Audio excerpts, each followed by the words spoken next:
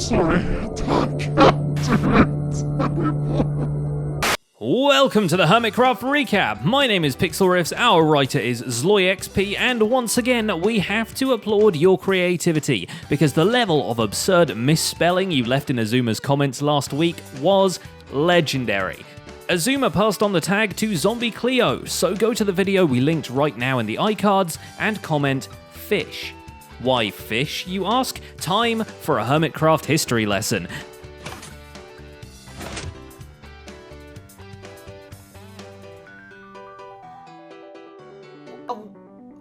No! No! No, what are you...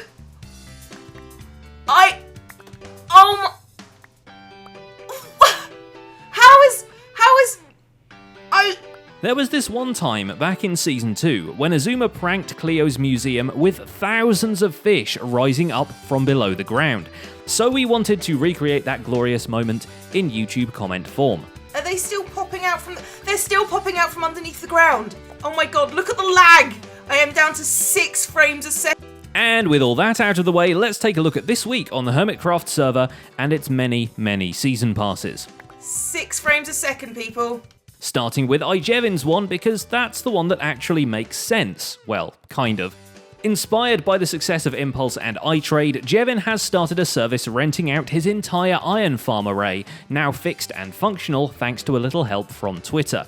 Now, for a small fortune of diamonds, you can reserve a day in the week when you'll be able to just AFK away at Jevin's iron farms and take all the spoils with you. Pretty much this is how it's gonna work. I'm naming the shop Rusty's Iron Shop. Clever, I know, because iron rust, you get it?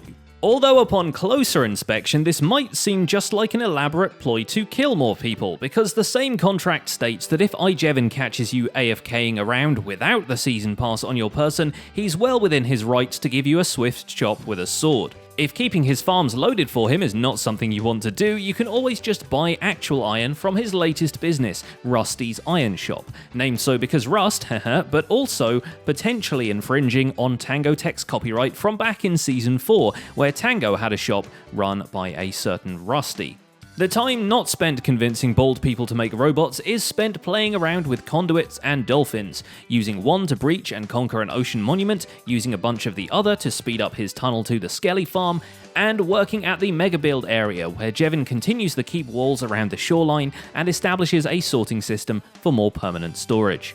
One thing the 1.13.1 update actually fixed for Jevin though, is that the treasure maps now point to new and unexplored treasure chests, meaning that Jevin's booty can be restocked and updated. The next hermit to jump on the Season Pass bandwagon is Docm, who takes the dubious route of setting up a beacon at Iskall and Cub's Guardian farm and charging people for a Season Pass to use it.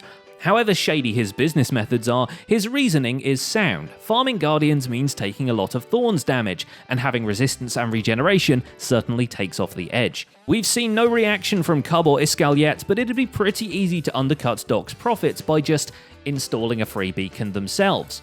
And speaking of undercut, Ren has returned from his vacation to find the Big Logs Ink shop has done a fair bit of trading, but some people found it a little pricey. His prices made me turn to a life of crime. This included the Convex and Grian, who've set up their own tree farm and are now selling logs for half price in a literal undercut of Rendog's own shop. This hasn't stopped Ren making it rain over at the shopping district, scooping up all the tropical fish at False Symmetry's pet shop and buying out the entire remaining stock of Impulse's loot boxes before getting down to business in Aquatown. The giant square of glass will eventually be developed into a donut-shaped central station for his Hermitcraft rail network, although we're not sure if Ren will be using it because he's just figured out how to fly with a trident. At ridiculous speed. Look at this, dudes. This is absolute, oh my goodness. I don't think I've ever moved this fast in Minecraft in my life. Docm and Azuma have similar ideas, but not quite in the Riptide way. Instead, they attempt to kill a Wither while flying in a thunderstorm using the channeling enchant. Oh yes, finally it engaged. Okay, oh my goodness me, I got it. Fly away. Oh my goodness me, I'm almost dead.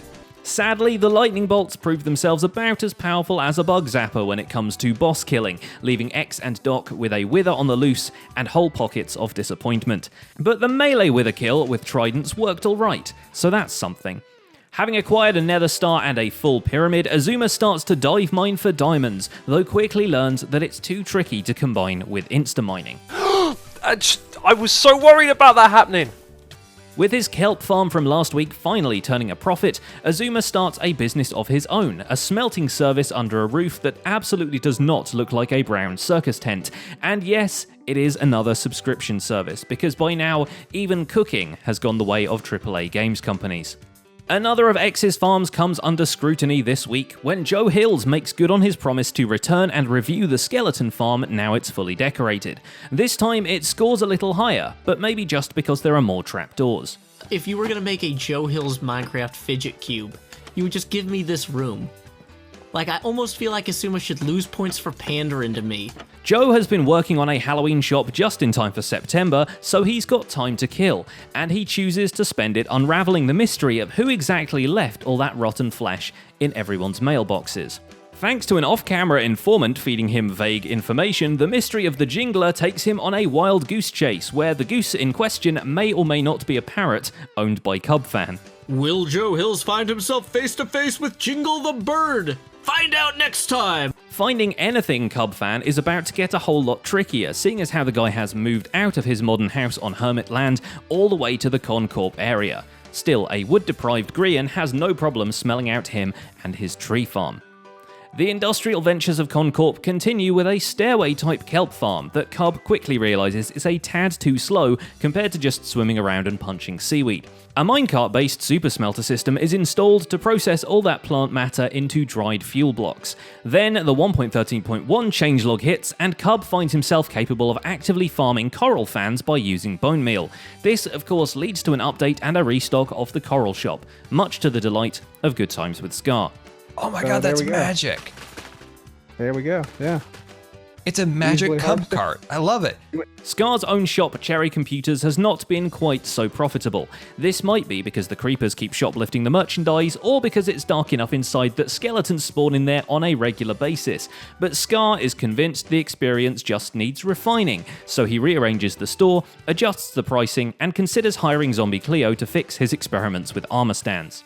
Back at his treasure island, he finishes off the mine inside the temple and even installs a crane as if the pirates are snatching the wig off the temple's head. It's a feast for the eyes, but even Scar has learned you can't have your cake and eat it too. Thank you for the birthday cake. Very much appreciated, Mr. Cub. True story. While I was in the hospital, my brother ate all my birthday cake. That's a true fact. There's still tears running down my eyes when I found out that happened. Python also gets a share of Scar's building talents when the single dark oak tree growing from the flower pot shop gets rebuilt as a towering jungle tree. The shop has finally seen some business too, so Python heads off to False's pet shop with his latest earnings, only to find that Rendog has already bought all the tropical fish. He settles for a salmon, adding it to a fish tank in the living quarters of his underwater base, as if he can't see enough fish by just, looking out the window. I'm being a bit of a doofus brain, aren't I, guys? Alright. False Symmetry has some trouble with aquatic features herself, but not the new ones. As if in retaliation for the update not being about them, squid have stopped spawning in her ink farm.